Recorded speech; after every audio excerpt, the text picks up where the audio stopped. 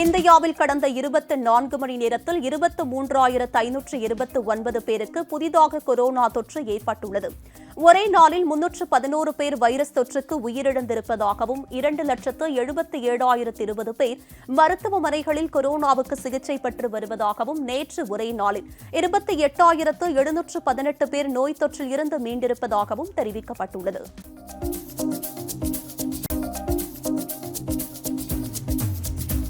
மேற்கு வங்க முதலமைச்சர் செல்வி மம்தா பானர்ஜி போட்டியிடும் பவானிபுர் தொகுதி இடைத்தேர்தலில் வாக்குப்பதிவு தொடங்கி விறுவிறுப்பாக நடைபெற்று வருகிறது.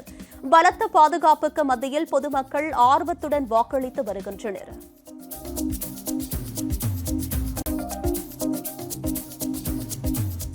ஒடிசா உள்ளிட்ட நாட்டின் பிற பகுதிகளிலும் 3 நாடாளுமன்ற தொகுதிகள் மற்றும் காலியாக உள்ள 30 சட்டமன்ற தொகுதிகளுக்கும் இன்று இடைத்தேர்தல் நடைபெற்று வருகிறது.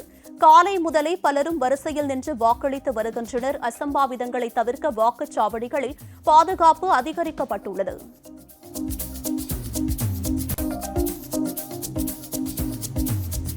ஜம்மு காஷ்மீரில் இந்திய ராணுவத்தால் உயிருடன் பிடிக்கப்பட்ட பாகிஸ்தான் தீவிரவாதி தன்னை மீட்டு செல்லுமாறு பாகிஸ்தான் ஏஜென்ட்டுகளை வலியுறுத்தியுள்ளார். உரி பகுதியில் கடந்த 26ஆம் தேதி ஏற்பட்ட மோதலின் போது அலி பாபர் பாத்ரா என்ற தீவிரவாதியை ராணுவத்தினர் உயிருடன் பிடிபட்டார் என்பது குறிப்பிடத்தக்கது.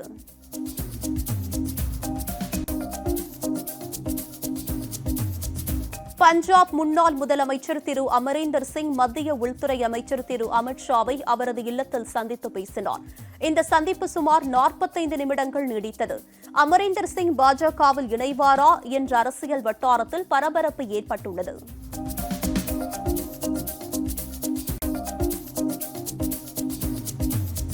எதிர்வரும் சட்டமன்ற தேர்தலில் ஒட்டுமொத்த பஞ்சாப் மாநிலமும் பெருமைப்படும் வகையிலான ஒரு முதல்வர் வேட்பாளரை ஆம் ஆத்மி கட்சி நிறுத்தும் என அக்கட்சியின் தலைவர் திரு அரவிந்த் கெஜ்ரிவால் தெரிவித்துள்ளார்.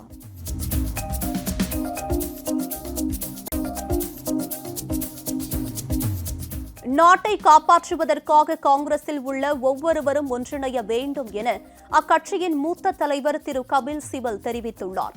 காங்கிரஸ் கட்சியில் பல்வேறு குழப்பங்கள் நிலவி வரும் நிலையில் டெல்லியில் செய்தியாளர்களை சந்தித்த அவர் காங்கிரஸில் இருந்து சென்றவர்கள் மீண்டும் திரும்ப வேண்டும் என கேட்டுக் கொண்டார்.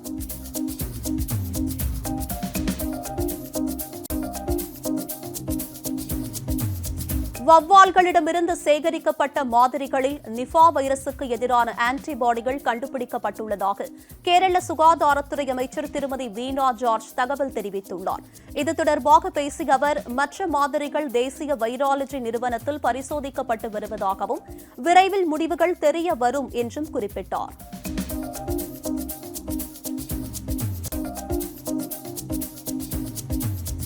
கொரோனாவால் உயிரிழந்தவர்களின் குடும்பத்தினருக்கு 50,000 ரூபாய் இழப்பீடு வழங்குவதற்கான உத்தரவை கேரள அரசு பிறப்பித்திருக்கிறது. ஜூன் மாதத்திற்கு முன்னால் உயிரிழந்த சுமார் 8,000 பேருக்கும் இந்த நிவாரணத் தொகை அளிக்கப்படும் என்று தெரிவிக்கப்பட்டுள்ளது.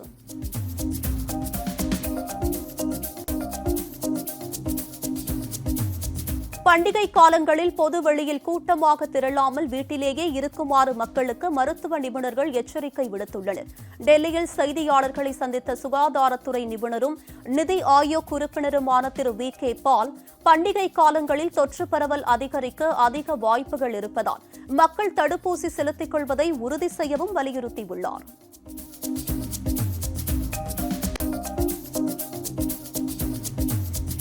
வங்கக்கடலில் ஆந்திரா, ஒடிசா, மேற்கு வங்கம் உள்ளிட்ட மாநிலங்களை சூறையாடிய குலாப் புயல் வலுவிழந்த போதும் அதன் தாக்கம் காரணமாக அரபிக்கடல் புதிய புயல் சின்னம் வலுப்பெறுவதாக இந்திய வானிலை ஆய்வு மையம் தெரிவித்திருக்கிறது. இது மேற்கு வடமேற்காக பாகிஸ்தானை நோக்கி நகரும் என்றும் கூறப்பட்டுள்ளது.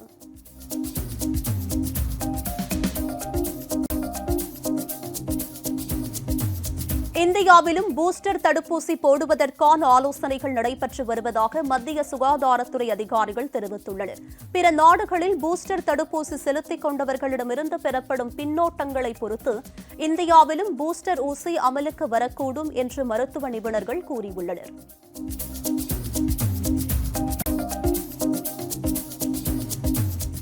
குஜராத்தில் பெய்து வரும் தொடர் கனமழை காரணமாக உகாய் அணை நிரம்பியதால் அணையில் இருந்து 2 லட்சம் கனஅடி நீர் வெளியேற்றப்பட்டு வருகிறது. இதனால் சூரத் நகரில் உள்ள தபி ஆற்றில் வெள்ளப்பெருக்கு ஏற்பட்டுள்ளது. ஆற்றின் கரையோர மக்கள் பாதுகாப்பான இடங்களுக்கு செல்லுமாறு அறிவுறுத்தப்பட்டுள்ளனர்.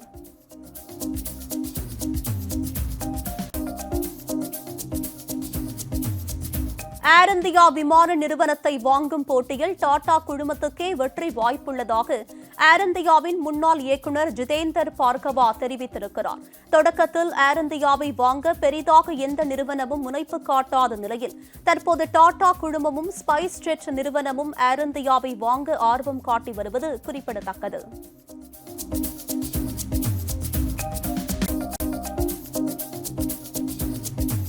மகாராஷ்டிர மாநிலம் மும்பை கோரேகான் பகுதியில் வசித்து வரும் வயதான பெண்மணி ஒருவர் ஓய்வெடுப்பதற்காக வீட்டின் பின்புறம் உள்ள திறந்தவெளி பகுதியில் அமர்ந்துள்ளார். அப்போது சற்றும் எதிர்பாராத வகையில் அவருக்கு பின்னால் இருட்டில் மறைந்திருந்த சிறுத்தை ஒன்று மெல்ல நகர்ந்து வந்து அந்த மூதாட்டியை தாக்கியது. உடனடியாக சுதாரித்த அந்த பெண்மணி தான் வைத்திருந்த கைத்தடியால் சிறுத்தையை தாக்கினார். இதனால் சிறுத்தை அங்கிருந்து ஓடியது.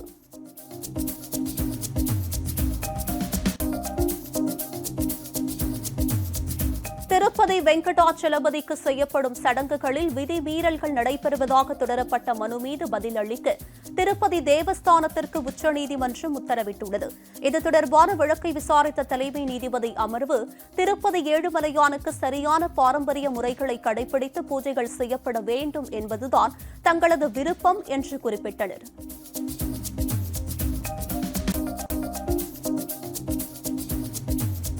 மேகாலயாவில் பேருந்து ஒன்று ஆற்றில் கவிழ்ந்து விபத்துக்குள்ளானதில் 6 பேர் பலியாகினர்.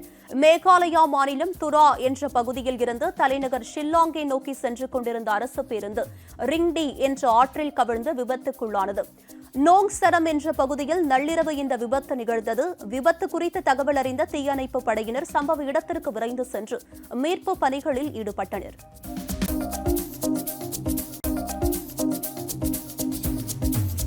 செங்கல்பட்டு, காஞ்சிபுரம், திருவள்ளூர் உட்பட 17 மாவட்டங்களில் இன்று கனமழை பெய்ய வாய்ப்பிருப்பதாக சென்னை வானிலை ஆய்வு மையம் தெரிவித்திருக்கிறது. கடந்த 24 மணி நேரத்தில் தஞ்சை மாவட்டம் பட்டுக்கோட்டையில் 9 சென்டிமீட்டரும், புதுக்கோட்டை மாவட்டம் பெருங்களூரில் 8 சென்டிமீட்டரும் மழை பதிவாகி இருப்பதாக தெரிவிக்கப்பட்டுள்ளது.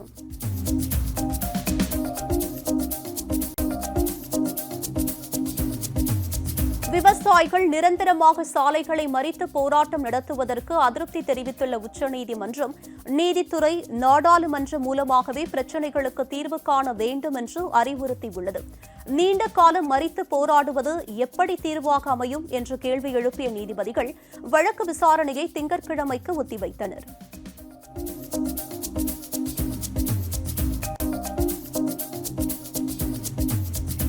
பஞ்சாப் காங்கிரஸில் குழப்பம் நீடித்து வரும் நிலையில் அம்மாநில முன்னாள் முதலமைச்சர் திரு அமரீந்தர் சிங் டெல்லியில் தேசிய பாதுகாப்பு ஆலோசகர் திரு அஜித் தோவலுடன் ஆலோசனை மேற்கொண்டார்.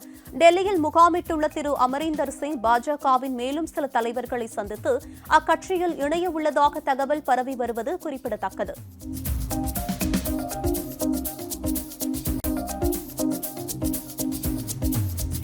பஞ்சாப் முதல்வர் தன்னை பேச்சுவார்த்தைக்கு அழைத்திருப்பதாக அம்மாநில முன்னாள் காங்கிரஸ் கட்சித் தலைவர் திரு நவ்ஜோத் சிங் சித்து தெரிவித்திருக்கிறார்.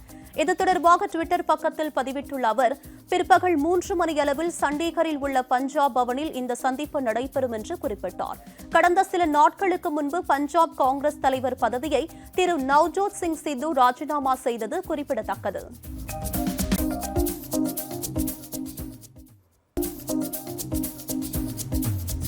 சிவகங்கை மாவட்ட ஆட்சியர் அலுவலக வளாகத்தில் மழை காலங்களில் ஏற்படும் பாதிப்புகளில் இருந்து மாவட்ட மக்களை பாதுகாப்பது குறித்து தீயணைப்புத் துறையினர் மீட்பு ஒத்திகை நிகழ்ச்சி நடத்தினர்.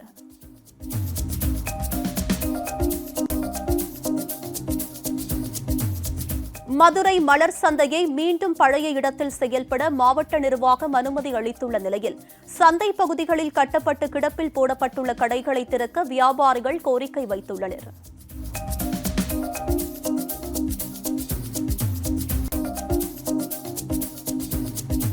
பல்வேறு முறைகேடுகள் நடைபெற்றதாக கூறி சிதம்பரம் அண்ணாமலை பல்கலைக்கழக ஊழியர்கள், ஆசிரியர்கள் ஒருநாள் கவன ஈர்ப்பு உண்ணாவிரத போராட்டத்தில் ஈடுபட்டனர்.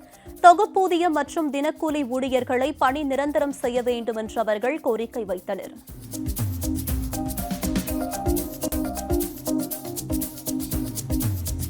கோவை மாவட்டம் வால்பாறை அருகே முடிஸ் பகுதியில் பிடிப்பட்ட புலிக்கு ஏற்பட்ட உடல்நலக்குறைவால் மனித விலங்கு மோதல் தடுப்பு மற்றும் மீட்புக்குழு மையத்தில் வைத்து தீவிர சிகிச்சை அளிக்கப்பட்டு வருகிறது.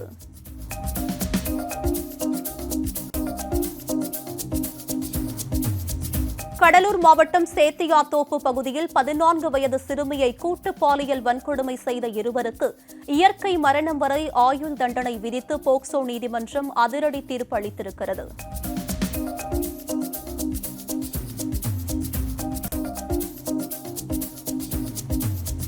வடகிழக்கு பருவமழை தொடங்க இருப்பதால் எடுக்க வேண்டிய முன்னெச்சரிக்கை நடவடிக்கை குறித்து மதுரை மண்டல பொதுப்பணித்துறை தலைமை பொறியாளர் அடங்கிய குழு சோத்துப்பாறை மற்றும் வைகை அணைகளில் ஆய்வு மேற்கொண்டது.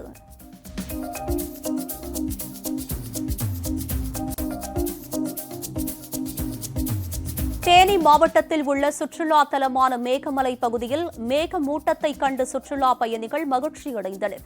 சுற்றுலா பயணிகளை அழைத்து வரும் வாகன ஓட்டிகளும் தேயிலை தோட்ட தொழிலாளர்களும் சிரமங்களை சந்தித்தாலும் இயற்கை காட்சிகளுடன் செல்ஃபி எடுத்து சுற்றுலா பயணிகள் குதூகலமடைந்தனர்.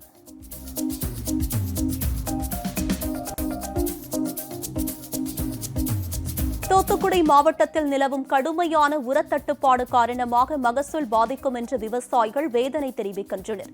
கூட்டுறவு சங்கங்களில் டிஏபி உரங்களுக்கு கடுமையான தட்டுப்பாடுகள் உள்ளதால் விவசாய பணிகளை மேற்கொள்ள முடியாமல் விவசாயிகள் தவித்து வருகின்றனர்.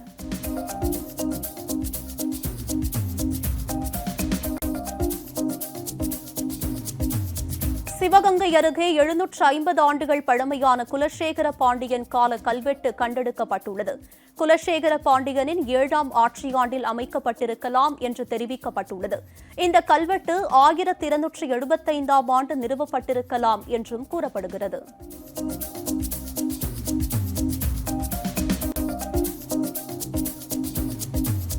சென்னையில் பெட்ரோல் மற்றும் டீசல் விலை இன்று உயர்ந்திருக்கிறது. பெட்ரோல் விலை மீண்டும் 100 ரூபாயை நெருங்கி வருகிறது.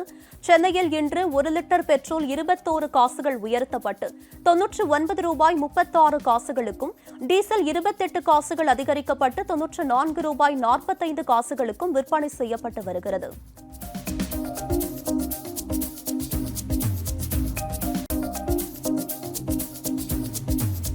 திம்பம் மலைப்பாதையில் நள்ளிரவில் லாரி கவிழ்ந்ததால் சுமார் 4 மணி நேரம் போக்குவரத்து பாதிக்கப்பட்டது.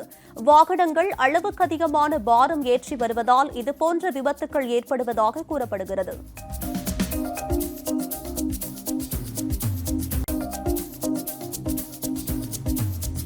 தமிழகத்தில் ஏசி பேருந்துகளின் சேவை நாளை தொடங்கப்படுவதையொட்டி அதற்கான ஏற்பாடுகளை அரசு போக்குவரத்து கழகங்கள் செய்து வருகின்றன.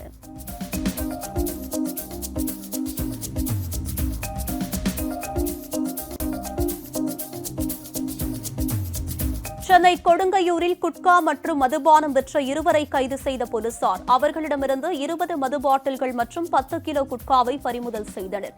இருவரையும் நீதிமன்றத்தில் ஆஜர்படுத்தி சிறையில் அடைத்தனர்.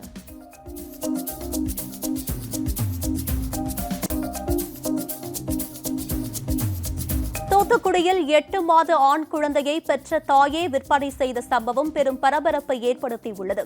ராஜபாளையத்தை சேர்ந்த புரோக்கர் ஜெயசுதாஸ் என்பவர் உதவியுடன் நெல்லையை சேர்ந்த தம்பதிக்கு 3 லட்சம் ரூபாய்க்கு தனது உறவினர்களுடன் சேர்ந்து பெற்ற தாயே விற்பனை செய்தது தெரியவந்தது. தலைமறைவான தரகர் ஜெயசுதாஸை போலீசார் தேடி வருகின்றனர்.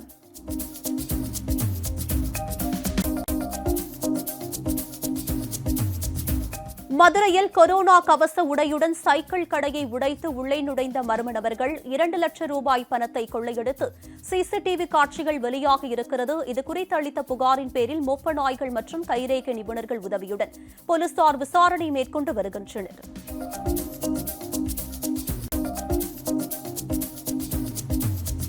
நாகை அருகே 4 வயது சிறுவனை கழுத்தை நெரித்துக் கொன்ற தாய் மற்றும் அவரது காதலன் மீது குண்டர் தடுப்பு சட்டத்தின் கீழ் கைது செய்யப்பட்டனர்.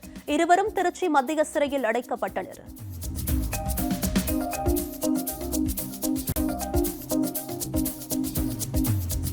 திருவள்ளூர் மாவட்டம் திருவேற்காட்டில் பொதுமக்களிடையே விழிப்புணர்வு ஏற்படுத்த கழிப்பறைகளுக்கு வாழை மரம் தோரணம் கட்டி நூதன முறையில் பிரச்சாரம் செய்தனர். மத்திய அரசின் தூய்மை இந்தியா திட்டம் மற்றும் தமிழக அரசின் உத்தரவின்படி ஆசாதி கா அம்ரிட் மகோத்சவ் எனப்படும் சுகாதாரம் குறித்து பொதுமக்களிடையே விழிப்புணர்வு ஏற்படுத்தும் விதமாக சிறப்பு நிகழ்ச்சிகள் நடைபெற்று வருகிறது. அதன் ஒரு பகுதியாக திருவேற்காட்டில் கழிப்பறை குறித்த விழிப்புணர்வு நிகழ்ச்சி நடைபெற்றது.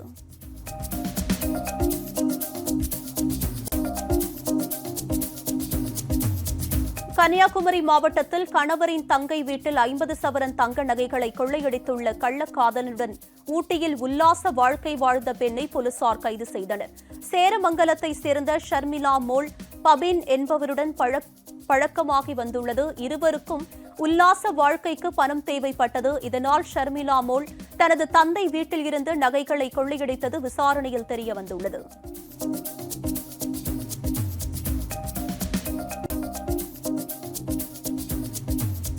விழுப்புரம் மாவட்டத்தில் வைரஸ் நோய் தாக்குதலால் 500 ஏக்கரில் பயிரிடப்பட்டிருந்த கல்யாண பூசணிக்காய்கள் சேதமடைந்தன. இதனால் விவசாயிகள் பெரும் நஷ்டத்திற்கு ஆளாகியுள்ளனர். தங்களுக்கு நிதி உதவி அளித்து வாழ்வாதாரத்தை பாதுகாக்க தமிழக அரசு உரிய நடவடிக்கை எடுக்க வேண்டும் என்று பாதிக்கப்பட்டுள்ள விவசாயிகள் கோரிக்கை வைத்துள்ளனர்.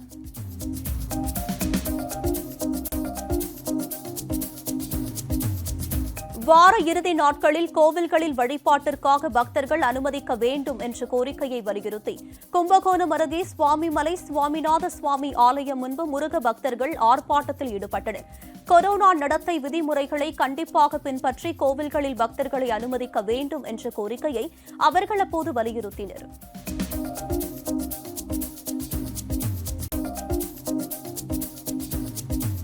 தூத்துக்குடி மாவட்டம் ஆதிச்சநல்லூர், கொற்கை, சிவகலை ஆகிய பகுதிகளில் நடைபெற்று வந்த 2ஆம் கட்ட அகழாய்வு நிறைவடைந்தது.